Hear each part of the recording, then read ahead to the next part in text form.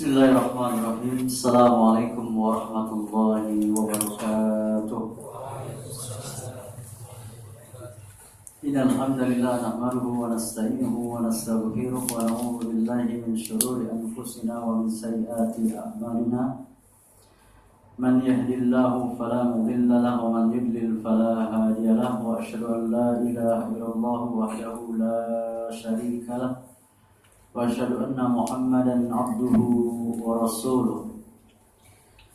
Ya ayyuhalladzina amanu taqullaha haqqa tuqatih wa la tamutunna illa wa antum muslimun. Wahai orang yang beriman, bertakwalah kalian kepada Allah dengan sebenar-benar takwa dan janganlah kalian mati kecuali dalam keadaan beriman, dalam keadaan beragama Islam. Amma ba'du fa inna khairal hadis kitabullah. Sesungguhnya sebaik-baik perkataan adalah kitabullah, Al-Quran, kalamullah, firman Allah. Dan firman Allah tentunya bukan makhluk. Begitulah kesepakatan Imam empat madhab. Wa khairal hadi hadi Muhammadin sallallahu alaihi wa ala alihi wasallam. Dan sebaik-baik petunjuk adalah petunjuk Nabi kita Muhammad sallallahu alaihi wa ala alihi wasallam. Wa syarrul umuri muhdatsatuha. Dan seburuk-buruk perkara adalah perkara yang baru dalam agama. Wa kullu muhdatsatin bid'ah. Dan setiap perkara yang baru dalam agama Nabi kita yang mulia katakan sebagai bid'ah. Wa kullu bid'atin dalalah. Dan setiap bid'ah adalah sesat. Wa kullu dalalatin finnar. Dan setiap kesesatan tempatnya di neraka. Ikhwah azakumullah, Bapak jamaah sekalian yang saya cintai dan saya muliakan karena Allah, alhamdulillah senantiasa kita bersyukur pada Allah tabaraka wa taala, Allah yang maha memberi berkah dan yang maha tinggi, yang senantiasa memberikan kepada kita dengan berbagai macam kenikmatan, terutama nikmat iman, nikmat Islam, dan nikmat sehat. Dan tentunya juga tidak lupa kita bersyukur pada Allah atas kenikmatan, ketentraman, kedamaian, kebahagiaan, kesatuan negeri kita yang tercinta Indonesia ini dari berbagai macam ancaman musuh-musuh Islam. Dan kita berdoa kepada Allah Wahhab yang Maha Pemberi, semoga Allah segerakan dalam memberikan kemenangan, kejayaan, keselamatan kepada seluruh kaum muslimin di dunia ini, khususnya di Burma Rohingya, di Palestina, Suriah, Yaman, Mesir, Indonesia, dan seluruh negeri-negeri Islam. Amin, Allahumma amin. Dan semoga Allah juga Al-Wahhab yang Maha Pemberi memberikan kehancuran, kebinasaan, kematian, kepunahan kepada seluruh kaum kufar, kaum kafir, orang-orang musyrikin yang senantiasa memerangi, bahkan membantai, membunuh-bunuhi kaum muslimin dan memerangi Islam dan kaum muslimin. Amin, Allahumma amin.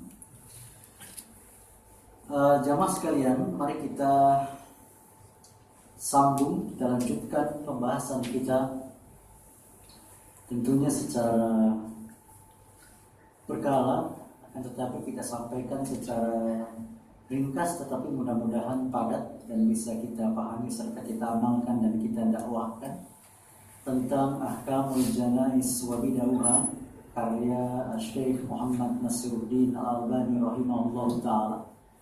Kitabnya sudah diterjemahkan, alhamdulillah, seperti ini, tapi dengan judul yang berbeda dari kitab aslinya. Karena kalau kitab aslinya itu kalau kita terjemahkan adalah hukum-hukum seputar jenazah dan bid'ah-bid'ah di dalamnya. Cuman agar lebih halus di Indonesia ini, karena kalau disebut bid'ah itu orang langsung alergi, maka penerbit mengambil kebijaksanaan dengan judul Fikih Jenazah menurut Al-Quran dan As-Sunnah. Jadi judulnya diperhalus lagi seperti itu. Ini yang versi lengkapnya, kebiasaan beliau Syekh Muhammad Nasiruddin Al-Albani rahimahullah ta'ala biasa menulis yang lengkap dan yang ringkas seperti ini. yang lengkap diterbitkan oleh Pustaka Imam Syafi'i yang ringkas oleh Darus Sunnah. Pustaka Imam Syafi'i ini alamatnya di Cipinang Cepedak, Jakarta Timur. Kalau Darus Sunnah di Otista, ya sama-sama Jakarta Timur. Keduanya ownernya adalah orang-orang saudara kita dari turunan Yaman, Hadramaut sana. Yang satu kepunyaan dari Bapak Muhammad Harhara Hafizahullah Ta'ala, dan yang satu lagi pemiliknya adalah Ustaz Munir Bajber Hafizahullah Ta'ala yang tinggal di perumahan wartawan ya di Cipinang Muara sana.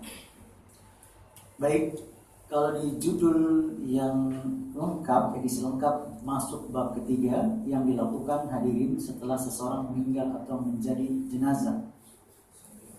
Kalau di judul yang ringkas ini, hal-hal yang harus dilakukan ketika ada seorang yang meninggal dunia, prinsipnya sama saja. Yang pertama adalah memejamkan kedua matanya, sekaligus yang kedua mendoakannya. Dari Ummu Salamah radhiyallahu anha, Nabi SAW melayat jenazah Abu Salamah, yakni suaminya Ummu Salamah, punya anak namanya Salamah, yang saat itu matanya masih terbuka, wafat dalam keadaan matanya dalam keadaan melek begitu ya.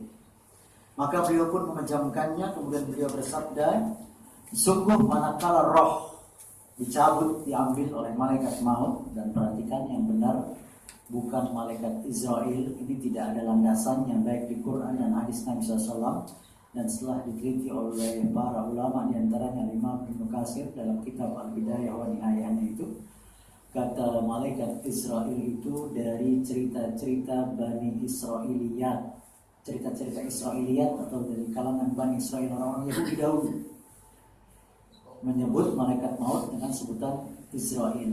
Tapi ini tidak ada landasannya dalam Quran dan hadis Nabi SAW, dan kita harus sebut dengan malaikat maut atau malakul maut. Begitu dalam Al-Quran dan hadis Nabi SAW.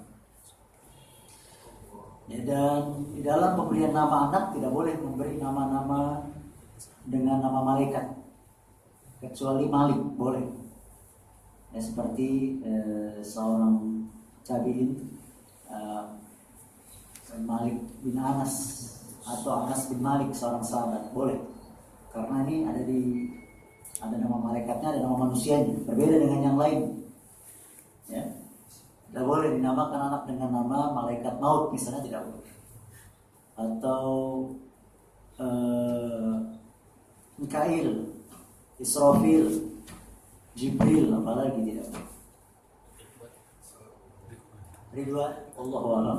Saya nggak tahu apakah diboleh. Belum baca penjelasan al-fatwa para ulama. Maka beliau pun memejamkannya, kemudian beliau bersabda, sungguh manakala roh dicabut, maka ia akan diikuti oleh tatapan mata. Kalau ke atas matanya berarti roh dicabut ke atas, samping dan seterusnya begitu. Lantas sejumlah orang dari anggota keluarganya ribut. Ribut itu karena khawatir kok melek matanya begitu.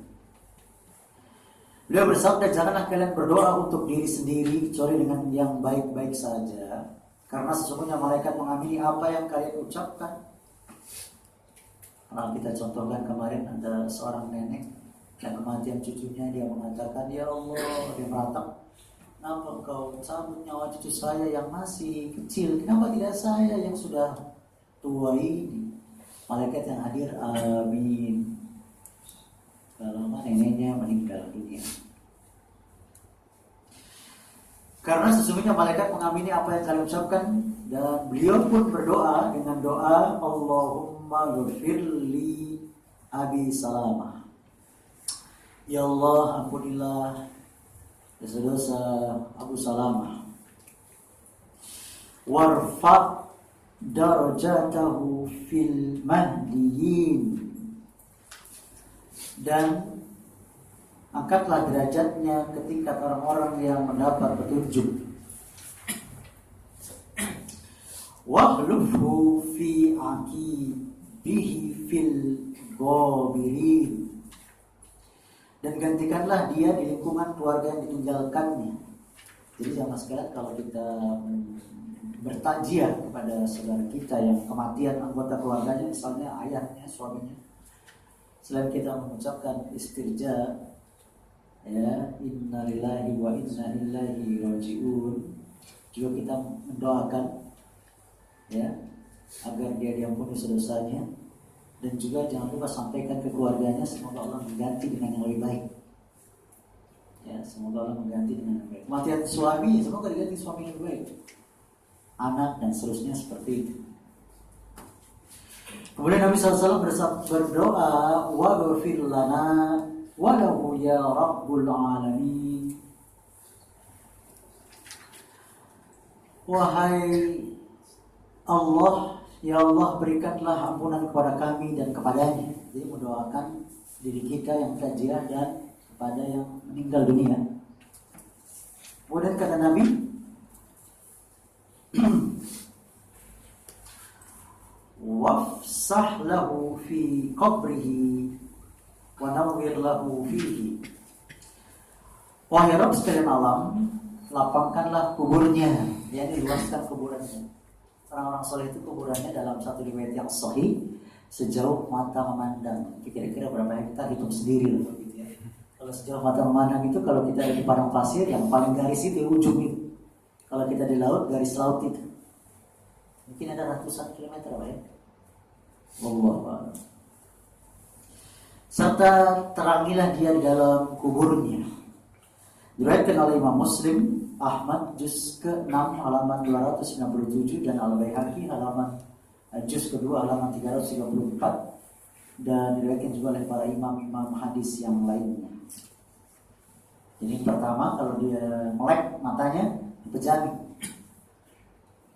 Ada yang susah boleh dibantu dengan solasi gitu, semacam itu. Ada yang kaku luar biasa, dan didoakan yang baik-baik, jangan yang buruk-buruk, atau kita berkata yang aneh-aneh begitu, macau karena dia gak rela, ya, dengan takdir yang Allah tetapkan. Tidak boleh. Karena kenapa? Karena malaikat akan mengaminkan setiap yang kita ucapkan ketika kita takziah. Hati-hati. Ya, itu yang kedua, memejamkan mata dan mendoakan. Yang ketiga, menutupinya dengan kain hingga ke seluruh bagian tubuhnya. Aisyah radhiyallahu anha berkata, maksud saya, anna Rasulullah SAW, bahwasanya ketika Rasulullah SAW hina tuwfiya, ketika meninggal dunia, sujjiya bi burdin hibarah, beliau ditutupi dengan kain hibarah, kain yang bergaris hitam putih yang terbuat dari bahan katun. Juga diriwayatkan oleh Imam Baihaqi dan seterusnya. Yang keempat, tidak perlu menutupi kepala dan wajahnya dengan kain jika meninggal dunia dalam keadaan berihram atau haji. Tidak perlu. Ya, tidak perlu, bahkan tidak perlu dikafankan dalam keadaan pakaian umroh itu. Yang selanjutnya, menyegerakan pengurusan segala sesuatunya saat seseorang sudah dipastikan meninggal dunia. Ya. Kata Nabi SAW, asri'u bil janajah, percepatlah pengurusan jenazah. Syekh kemudian memperingati dengan hadis-hadis yang sangat lemah agar jangan diyakini, ya. Seperti hadis sangat lemah, jika salah seseorang di antara kalian meninggal dunia, janganlah kalian menahannya, serta percepatlah dalam membawanya ke kuburannya. Hendaklah pula dibacakan kepadanya pembukaan surat Al-Baqarah di dekat kepalanya dan penutup surat tersebut, yakni Al-Baqarah, di sisi kedua kakinya. Ini hadis dijelaskan oleh para ulama hadis tidak sahih. Jangan kita terpengaruh. Dijelaskan sini kenapa tidak sahih, jelaskan. Selanjutnya bersegera dalam melunasi utang-utangnya dari harta benda peninggalannya sekalipun menghabiskan hartanya dia. Ditanya ya bahwa punya hutang atau tidak ini ahlul mayit tersebut, agar disegerakan. Karena dalam banyak riwayat Nabi SAW tidak mau menyolatkan orang yang masih punya hutang. Bukan berarti semua nggak boleh sholat, tidak. Nabi nyuruh sahabat yang mensolatkan. Kalau praktek di masyarakat, para tokoh tidak boleh menyolatkan yang meninggalkan hutang dalam keadaan meninggal, dalam keadaan meninggalkan hutang. Siapa yang menyolatkan? Orang-orang umum. Seperti itu.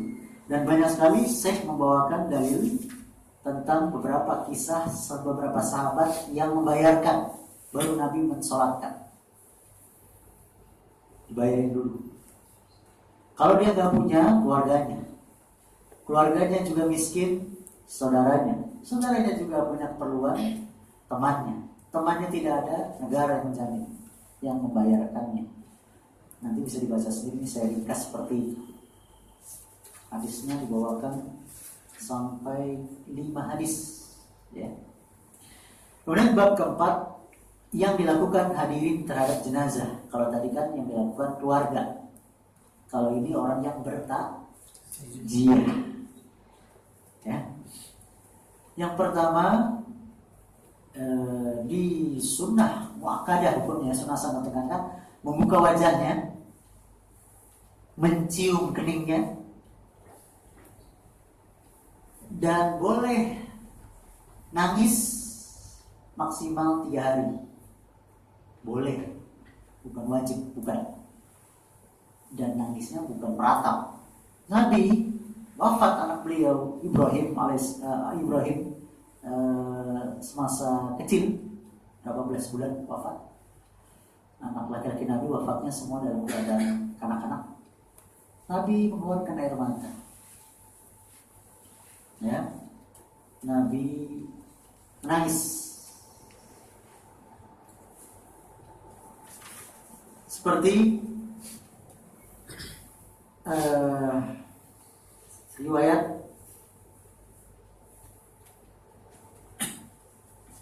yang panjang diceritakan oleh mantan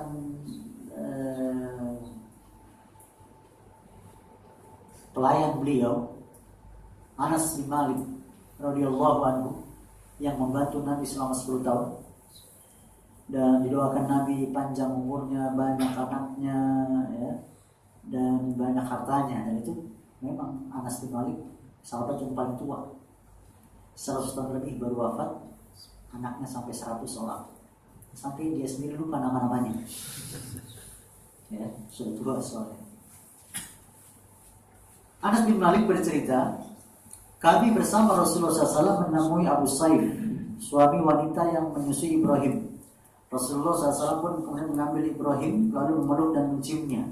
Kami juga menemui dia setelah itu, yang waktu itu Ibrahim sedang menghembuskan nafas terakhirnya. Maka kedua mata Rasulullah SAW meneteskan air mata. Abdurrahman bin Auf lalu bertanya, engkau menangis wahai Rasulullah? Jadi sahabat Nabi Abdurrahman menyangka itu terlarang, padahal yang dilarang meratap.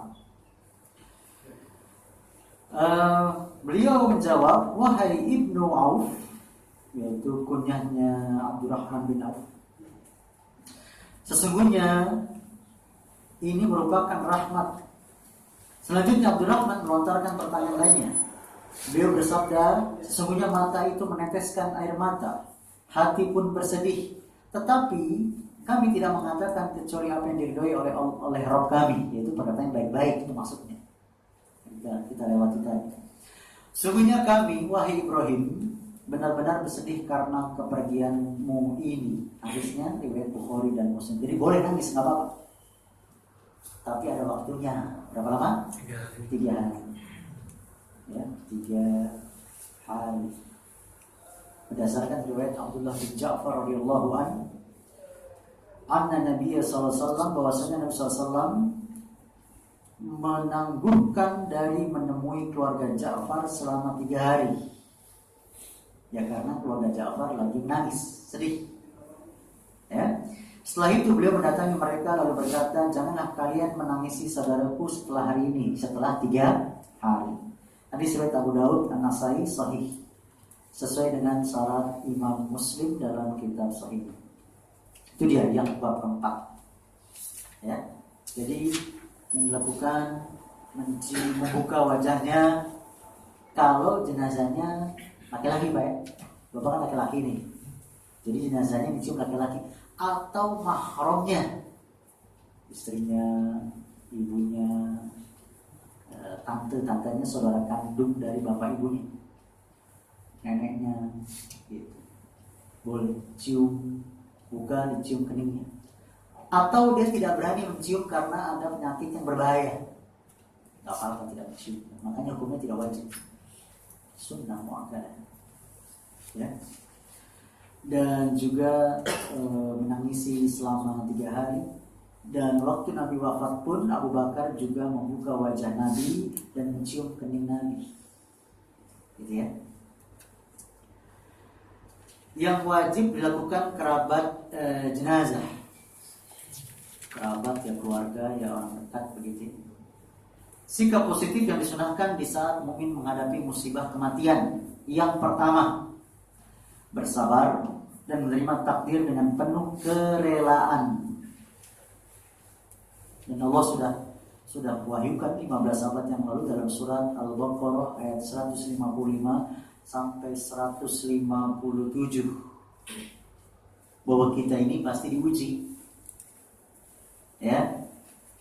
Allah berfirman yang artinya, dan kami pasti akan menguji kamu dengan sedikit ketakutan, kelaparan, kekurangan harta, jiwa, dan buah-buahan. Dan sampaikanlah kabar gembira kepada orang-orang yang sabar, yaitu orang-orang yang apabila ditimpa musibah mereka mengatakan inna lillahi wa inna ilaihi raji'un. Sungguhnya kami milik Allah dan kepada Allah lah kami kembali. Mereka itulah yang memperoleh ampunan dan rahmat dari Rabb-Nya, dan mereka itulah orang-orang yang mendapat petunjuk sabar. Dan kesabaran itu ada pada guncangan pertama. Lihat kisah seorang wanita di zaman Nabi kematian anaknya. Nangis luar biasa. Nabi dekati wanita ini, kemudian Nabi katakan, isbir, bersabarlah. Ittaqillah, bertakwalah kepada Allah. Suruh sabar. Wanita ini nggak tahu kalau yang ngomong itu Nabi. Kan zaman dulu nggak ada TV, Pak ya. Ini nggak tahu wajah Nabi yang mana. Kata Nabi seperti itu, kata wanita ini, sabar katamu, wahai laki-laki, engkau tidak merasakan apa yang kurasakan. Dimarahin Nabi. Dia nggak tutup Nabi. Tapi kalau tahu Nabi nggak begitu ya. Oh baiklah. Nah, Nabi minta maaf pergi. Kemudian dikabarkan kepada wanita itu tadi barusan Nabi. Merasa bersalah, dia datangi Nabi, dan kemudian Nabi tidak marah sedikit pun. Nabi tersenyum dan Nabi mengatakan semuanya kesabaran itu ada pada goncangan pertama. Jadi orang-orang Muslim atau orang-orang Islam yang jauh dari agama, jauh dari akhlakul karimah, ketika ada musibah dia langsung berteriak. Tidak, tetap tenang. Ya urusi orang yang kena musibah ini dengan sebaik-baiknya, semaksimal mungkin, tidak usah teriak. Seperti itu. Ya. Kemudian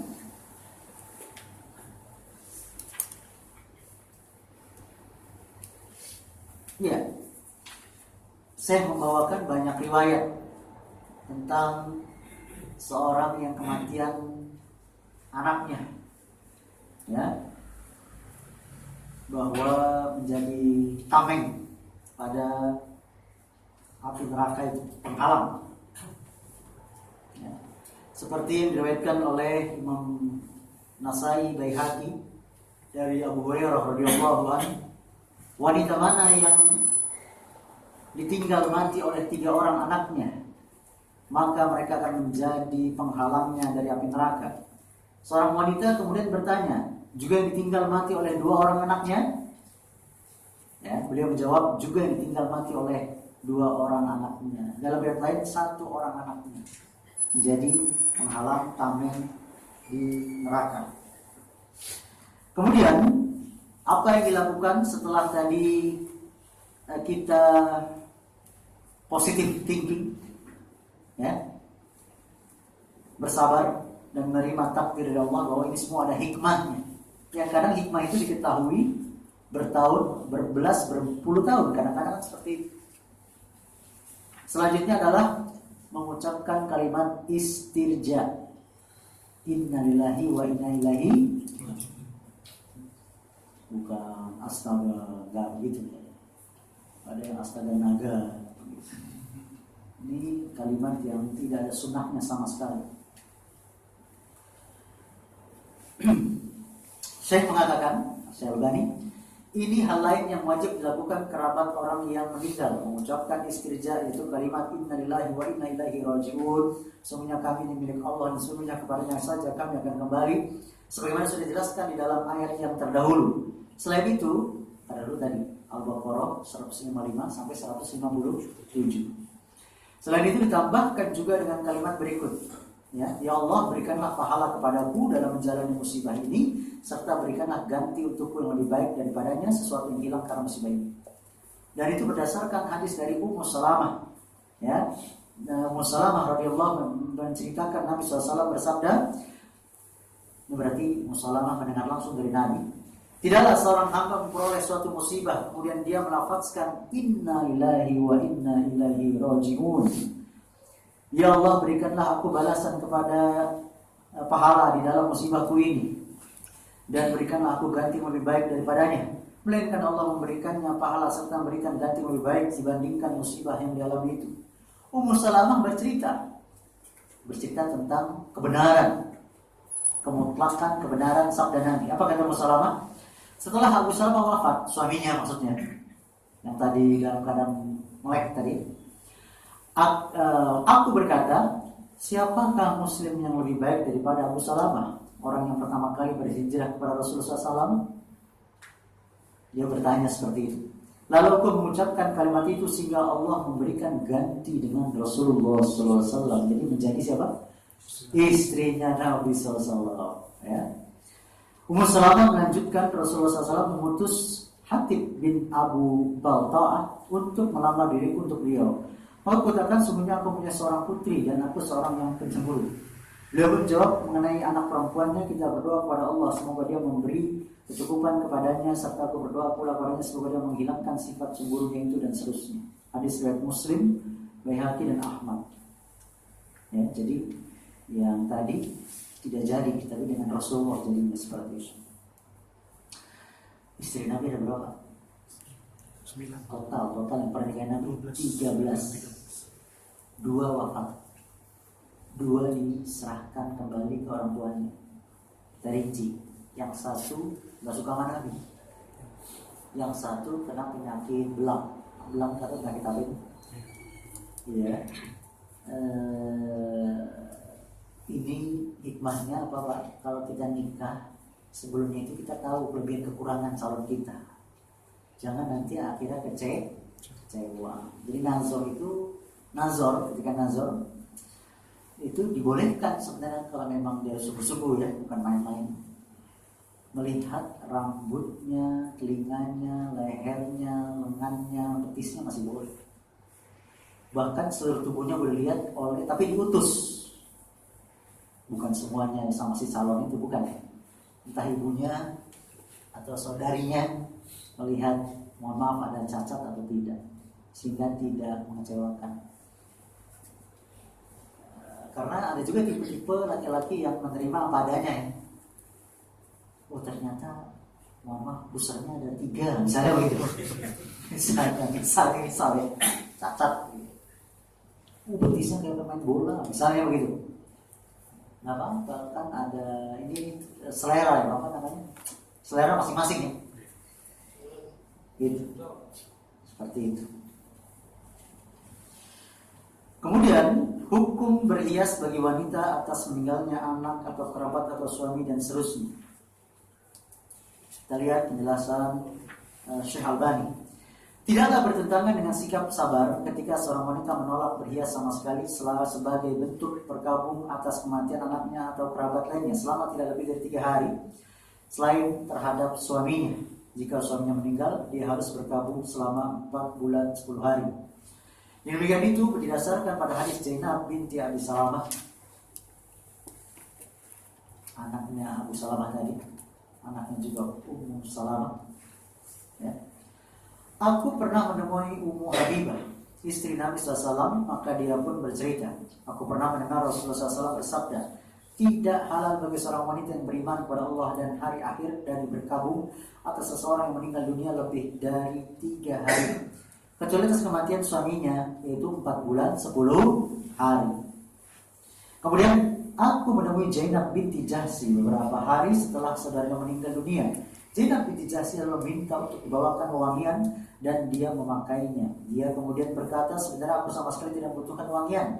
Hanya saja aku pernah mendengar Rasulullah bersabda, menyebutkan di sini tadi, kalau wanita yang kematian suami tidak boleh nikah segera, kecuali setelah lewat berapa nih? 1 bulan 10 hari. Kalau tidak kan hamil dan seterusnya, begitu, nggak tahu anak siapa begitu. Beda kalau laki-laki. Menurut Islam, misalnya istri meninggal dunia, besoknya dia nikah sama yang lain, boleh nggak? Boleh. Tapi dicaci maki keluarga. Jangan-jangan itu racun. Sebenarnya boleh, nggak apa-apa. Tapi ya dilihat dari uruf adat setempat selama tidak bertentangan syariat, karena nanti ada maslahat mudarat yang perlu dipertimbangkan. Jangan-jangan nanti setelah nikah dia dituduh, difitnah dan seterusnya, akhirnya mudarat, bahaya, kacau keluarganya, gitu ya.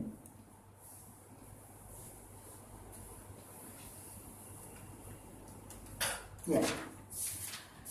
Kemudian dalam bab ke-6, apa saja hal yang dilarang oleh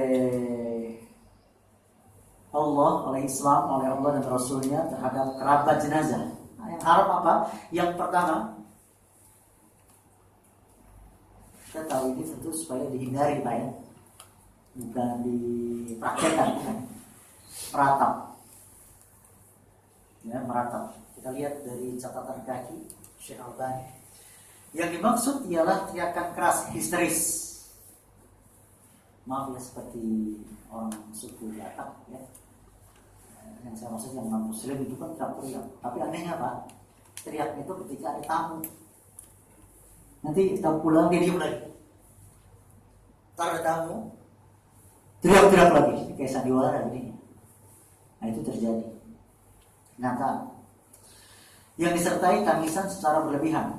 Ibnul Arabi berkata, ini Ibnul Arabi ini ulama ahlu sunnah, pakai alif lam, Ibnul Arabi rahimahullah.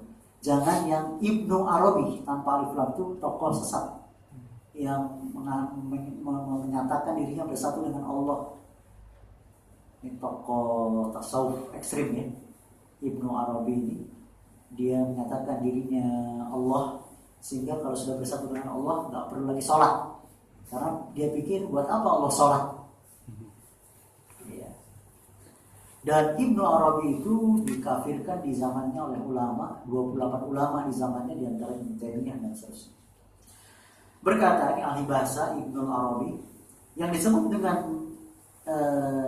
naum, yaitu meratap tadi, adalah sesuatu tindakan yang biasa dilakukan oleh kaum jahiliyah, yakni kaum wanita berdiri berhadapan sambil berteriak-teriak dan menabur-naburkan tanah di atas kepala sambil memukul-mukul wajahnya. Itu lebih ekstrim lagi ya. Jadi dia berhadapan, bukan di depan mayat, tapi sama wanita berhadapan, tanahnya disiapin sengaja, taburin kepalanya sambil memukul wajahnya seperti itu. Dan itu tercantum juga dalam syarah Sahih Muslim yang ditulis oleh Al-Imam An-Nawawi. Sudah terjemah 10 jilid, tebal-tebal, sangat tebal sekali ya. Dan diantaranya riwayat diriwayatkan oleh Imam Muslim dan Al-Imam Baihaqi dari sahabat Abu Malik Al-Asy'ari, ada 4 kebiasaan jahiliyah yang masih terus berlangsung di kalangan umatku, kata Nabi, yang mereka tidak akan meninggalkannya. Ya, buktinya sabda Nabi benar sampai sekarang masih. Pertama, berbangga-bangga terhadap kemuliaan leluhur. Ya, istilah kita di negeri kita ada darah apa Pak? Itulah kira-kira. Mencela nasab keturunan, itu yang kedua. Meminta turun hujan melalui ramalan bintang para pawang hujan, dan meratap, itu yang keempat. Beliau juga bersabda, wanita yang meratap jika tidak bertobat sebelum kematiannya, sungguh dia akan dibangkitkan pada hari kiamat dengan mengenakan pakaian yang terbuat dari cairan ter. Saya nggak tahu ter ini nggak ada terjemahannya apa. Aspal. Iya. Panas gitu ya. Dan memakai baju terbuat dari kudis. Kudis itu kan penyakit tapi jadi baju nanti. Karena orang dibangkitkan sesuai dengan amal. Nah, termasuk wanita atau laki-laki termasuk. Kenapa disebut hanya wanita? Karena itu hanya wanita yang melakukan zaman dulu. Sama seperti riwayat Allah melaknat wanita-wanita yang mencukur alis dan minta dicukur alisnya, menyambung rambut dan minta disambung rambutnya, mengikir gigi dan minta dikikirkan giginya, mentato dan minta ditato. Menyambung rambut itu seperti pakai konde, pakai wig, itu haram. Kenapa disebut hanya wanita? Karena nggak ada kejadian laki-laki seperti itu zaman Nabi. Akan tetapi hadis ini umum sebenarnya, mau laki wanita. Jadi kalau laki-laki mengamalkan itu berarti dua dosa. Pertama tasabbu bin nisa, meniru wanita. Yang kedua dilaknat tadi itu. Ya, jadi bukan berarti itu kan wanita, laki-laki boleh, tidak. Ya, seperti tadi meratap. Kenyataannya ada laki-laki yang jiwa kewanita-wanitaan, Pak ya. Laki-laki itu, tapi dia meratap seperti wanita, perempuan. Ya. Dan saya membawakan sampai 8 hadis lebih. Ya, 8 hadis tentang larangan meratap ini. Ya, seperti dari Abu Hurairah radhiyallahu anhu, ketika Ibrahim putra Rasulullah SAW meninggal dunia, Usamah bin Zaid berteriak amat kencang. Kan Usamah bin Zaid ini siapanya Nabi? Anak angkat kesayangan Nabi. Ya. Berteriak amat kencang, maka Rasulullah SAW bersabda, ini bukan ajaranku. Orang yang meratap tidak punya hak. Hati boleh bersedih, serta mata boleh mengeluarkan mata. Jadi boleh menangis, nggak apa-apa. Namun tidak boleh membuat Rob murka. Hadisnya Hasan diriwayatkan Imam Hakim, Ibnu Hibban dan lain-lain. Gitu ya. Dan seterusnya. Saya membawakan 8 dalil. Yang kedua, memukul-mukul pipi. Yang ketiga, merobek-robek baju. Pancing lepas. Ada orang lewat dirobekin juga bajunya, saking gak terkontrol begitu. Nabi SAW bersabda, laisa minna man latamal hudud wa syaqqal juyub wa da'a bid'a wal jahiliyah. Bukanlah dari golongan kami orang yang memukul-mukul pipinya ketika dapat musibah, merobek-robek bajunya, serta memanggil nama orang yang meninggal seperti kaum jahiliyah. Ini orang-orang yang memang lemah keimanan dan sedikit ilmu, seperti itu, nggak terkontrol dia nih. Ya, seolah dia tidak ridho terhadap takdir dari siapa? Allah Tabaraka wa Ta'ala. Kan dalam riwayat gimana kita sudah pernah bahas. Ajaban lil mu'minin, menakjubkan, hebat, ya, kehidupan seorang mukmin itu, karena seluruh sisi kehidupannya itu kebaikan dan tidak didapat kecuali orang mukmin. Jika dapat nikmat dia bersyukur, kebaikan. Dapat musibah dia bersabar juga kebaikan. Jadi semuanya ini kebaikan, Pak. Walaupun kita menganggap itu parah. Masa lihat ada tetangga kita kelindas kontainer, otaknya sampai berceceran, matanya sampai gelinding begitu misalnya. Kelihatannya kan buruk, Pak.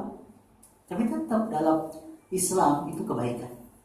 Dengan itu dia diampuni dosa-dosanya dan seterusnya. Gitu ya. Dan orang yang mengurus jenazahnya juga dapat pahala. Ya, mungkin azab-azab kubur, azab-azab neraka dikurangi secara drastis. Seperti dalam Islam. Dalam agama lain tidak ada. Kalau agama lain harus beli untuk nebus dosa. Ya.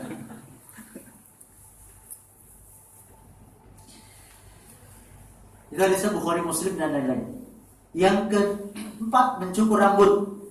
Syekh mengatakan yang demikian sesuai dengan hadis Abu Burdah bin Abu Musa. Dia menceritakan bahwa Abu Musa pernah jatuh sakit keras sampai pingsan, sedang kepalanya berada di pangkuan salah seorang istrinya.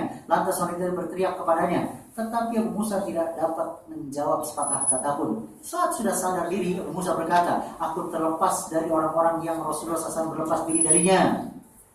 Marah maksudnya kepada istrinya, karena dia teriak. Ya, sesungguhnya beliau berlepas diri dari wanita yang berteriak keras-keras.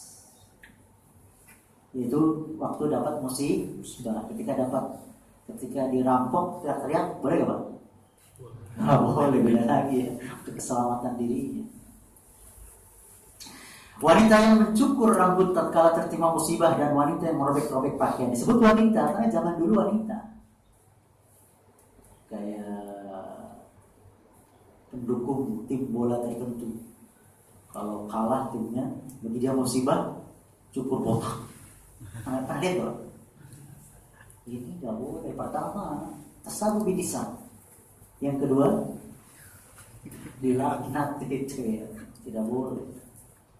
Diriwayatkan Imam Bukhari, Muslim, Nasai dan Baihaqi. Selanjutnya mengacak-ngacak rambut.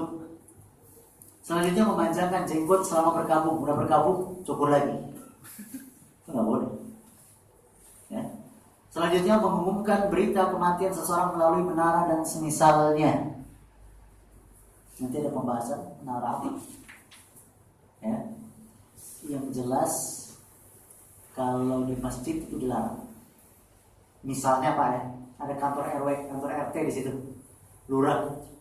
Diumumin di lurah RT boleh. Ya nggak boleh di masjid. Mengumumkan orang mati di masjid nggak boleh. Ada hadis-hadis yang banyak yang melarangnya. Ya. Syekh berkata, yang demikian termasuk na'yu. Telah ditegaskan dari Huzaifah Ibnul Yaman bahwasanya jika ada seorang yang meninggal dunia, dia berkata, janganlah kalian mengumumkan berita kematian kepada seorang pun, sebab aku takut hal itu akan menjadi na'yu. Sungguh aku pernah mendengar Rasulullah SAW melarang na'yu. Diriwayatkan oleh Tirmizi dan dia menilai hadis ini hasan. Ibnu Majah, Ahmad dan redaksi di atas adalah milik Ahmad serta Baihaqi. Sementara riwayat yang marfu dari hadis itu diriwayatkan Ibnu Abi Saibah dalam kitabnya Al-Musannaf juz keempat halaman 98 yang bersanad hasan, bisnadin hasan, seperti dibukakan oleh Al-Hafiz dalam kitabnya Fathul Bari. Ya, Fathul Bari yang terjemahannya sangat panjang, 59 jilid, tebal-tebal. Menurut bahasa, kata Syekh Albani, kata an-na'yu bermakna mengabarkan kematian seseorang. Penggambaran itu mencakup semua pemberitaan, namun ada beberapa hadis sahih yang menunjukkan diperbolehkannya bentuk pemberitahuan tertentu. Akan tetapi para ulama membatasinya dengan larangan yang mutlak. Mereka menyatakan bahwa yang dimaksudkan dengan na'yu adalah pemberitahuan yang menyerupai perbuatan kaum jahiliyah berupa teriakan di pintu-pintu rumah dan pasar. Sebagaimana kami jelaskan lebih lanjut, oleh karena itulah saya akan menyajikan pembahasan secara luas, kata Syekh, nanti di bab-bab selanjutnya, di bab ke-7. Dan bab ke-7 nanti kita bahas pada pertemuan selanjutnya. Karena ini babnya sengaja saya percepat tadi, ada 19 bab. Diakhiri nanti dengan praktek bid'ah seputar jenazah. Dibagi lagi subjudul bid'ah sebelum kematian, bid'ah sesudah kematian, bid'ah dalam memandikan jenazah, bid'ah dalam mengkafani dan mengiringi jenazah, bid'ah dalam mensolatkan jenazah, dalam pemakaman, dalam takziah dan ziarah kubur. Insyaallah mudah-mudahan baik. Allah panjangkan umur kita untuk menyelesaikan kitab ini bab 7 ya. Besok insyaallah ketemu lagi. Ya berarti 4 hari lagi. Januari. Ya, awal Januari ya. Insyaallah sebentar lagi, enggak lama. Kita masuk bab ke-7.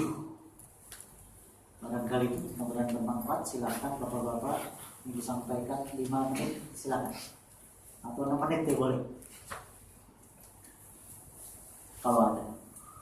Seperti biasa ya, boleh di luar materi, asal jangan di luar masjid.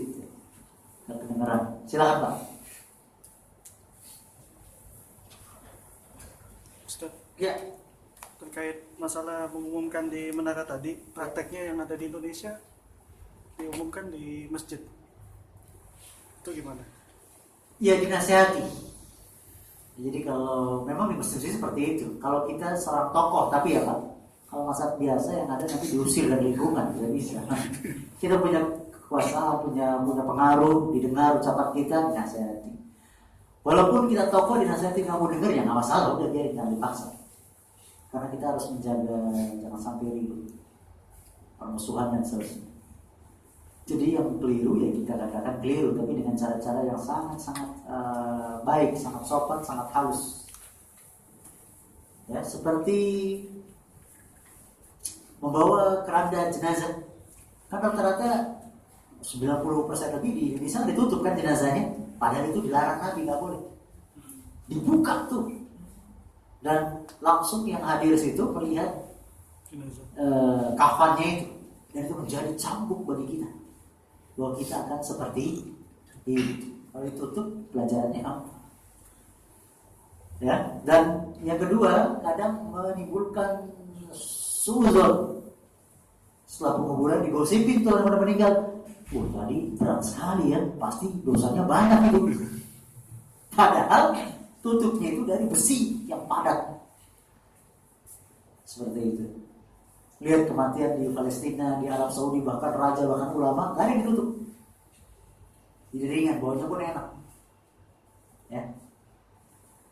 Dan cari yang dasar dipan keranda itu yang melengkung begitu. Jadi jenazahnya nggak lari kemana-mana ya. Atau lurus tapi ada sabuk pengamannya.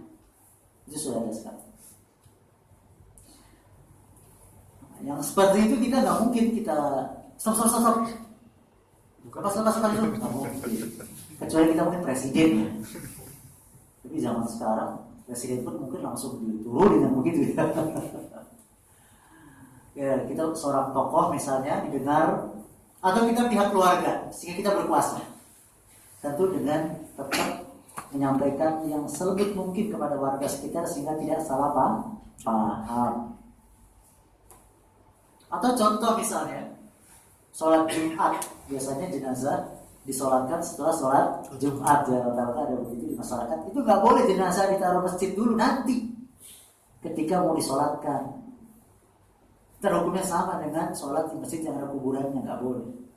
Nanti kalau sudah selesai mau disolatkan baru dimasukin jenazahnya. Bisa ditaruh di bulan-bulan di luar pagar sana kan bisa. Paham ya? Ini karena banyak kesalahan manusia yang tidak sadar bahwa itu salah. Maka kita lihat dalam meluruskan yang seperti itu kita harus mempertimbangkan baik buruknya, jangan sampai nanti setelah itu kita dibuang ke planet lain begitu misalnya. Jangan. Wallahu a'lam. Yang lain Pak? Ya. Keluar dari materi tadi masalah maulid secara syariat itu gimana? Itu yang pertama. Terus yang kedua, ya. Biasanya di setiap lingkungan ada 5 masjid, 5-5-nya merayakan maulid dan biasanya partisipasinya dari warga. Ya. Itu bagi yang warga yang ikut partisipasi apa seandainya tidak sesuai syariat? Berpartisipasi dalam dana. Iya Pak, ya Ustaz. Bukan ikut hadir. Bukan. Iya. Apakah ikut kita melakukan sesuatu yang tidak disyariatkan? Baik.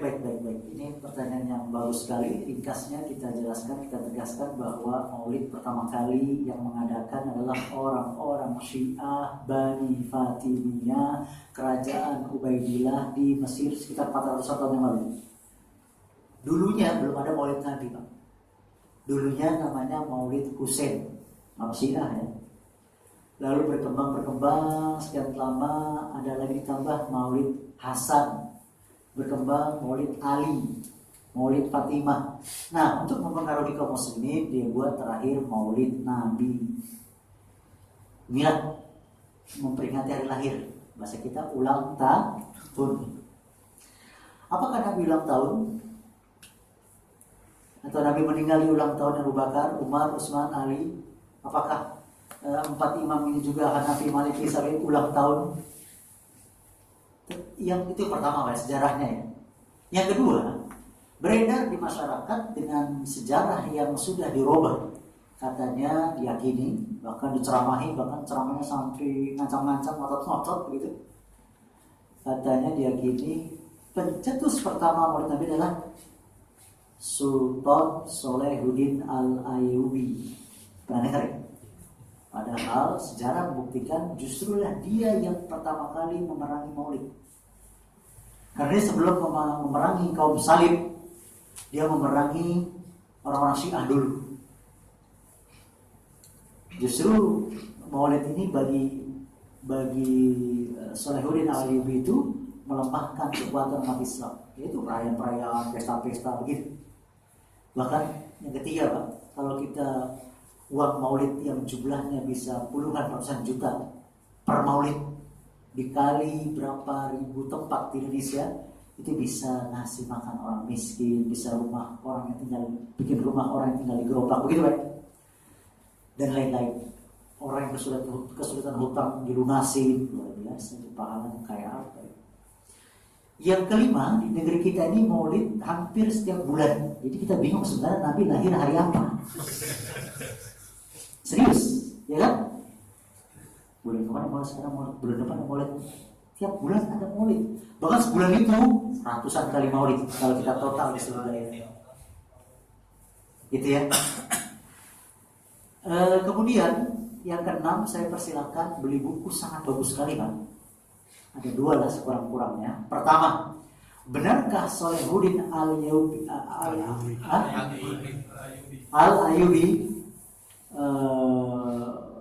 pencetus, pembuat, pendiri Maulid Nabi?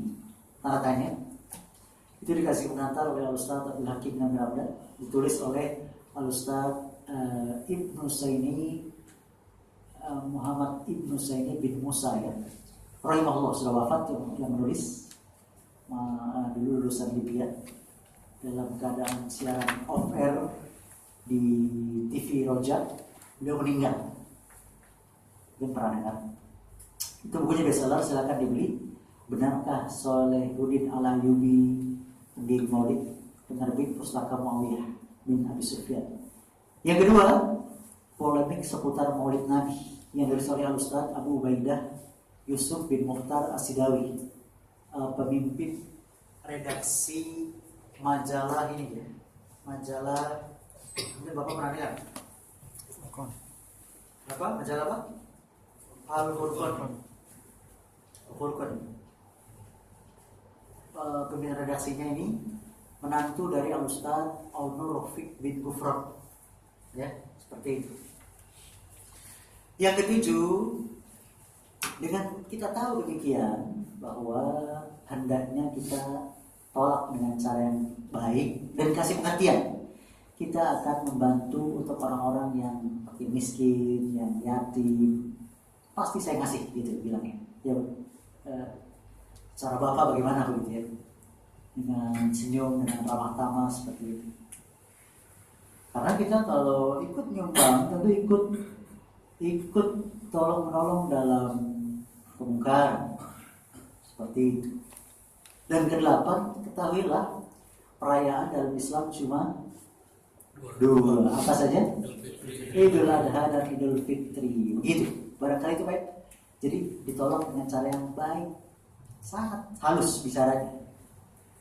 Dan kita akan berperan membantu selain acara yang tidak disarankan itu, seperti sunatan massal, begitu misalnya, atau memberikan biaya sekolah bulanan untuk fakir miskin, yatim, gitu Pak.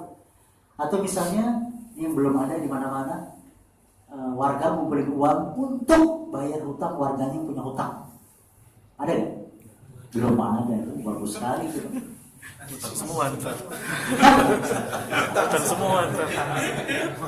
Di Saudi Arabia Pak, cerita ustaz kita itu lama di sana, itu tiap hari orang-orang kaya ke penjara Pak. Ngapain?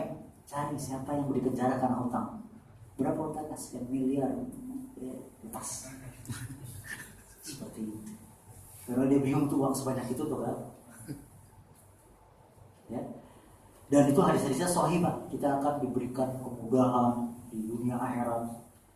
Bahkan ketika hutang-hutang itu belum dibayar, kita kasih tempo lagi. Setiap harinya kita dianggap bersedekah sebanyak itu. Kayak apalagi digratisin, luar biasa. Terus bisik-bisik bawa ke sini. Terima kasih. Terakhir deh, Pak, ada ya? Ya, terakhir ya. Ya. Untuk nikmat kubur itu seperti apa? Nikmat kubur seperti apa?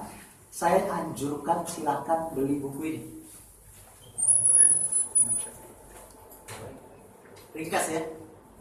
Perjalanan Ruh setelah mati. Kesimpulannya, Daruhak. Atau beli buku Ustaz Zainal Abidin, rintangan setelah kematian. Apa yang dirasakan orang yang dapat nikmat kubur? Kan bisa dapat nikmat kubur, bisa dapat azab kubur. Kita lihat. Setelah dia berhasil menjawab pertanyaan malaikat Munkar Nakir, man rabbuka, man nabiyuka, ma dinuka, ya gitu ya. Lalu dibukakan pintu surga, diarahkan ke alam barzah dia, sehingga apa? Aroma sejuknya keindahan surga luar biasa. Dia menyaksikan surga, tapi dia nggak bisa masuk surga. Belum. Dihamparkan kasur dari surga, wangian dari surga, dan fasilitas dari surga, dan itu sejauh mata memandang. Lalu datang seorang yang berwajah tampan, ditanya kau siapa? Aku adalah amal soleh. Itu kenikmatan yang luar biasa. Bayangin aroma surga, pemandangan surga, wewangian surga, sejuknya surga, fasilitas surga. Nikmatan. Wallahu a'lam. Ada lagi? Tidak. Gak apa-apa deh, bonus deh. Ada. Kita jarang-jarang ketemu. Gitu ya. Habis. Subhanallah bihamdika asyhadu an la ilaha illa anta astaghfiruka wa atubu ilaik. Assalamualaikum warahmatullahi wabarakatuh.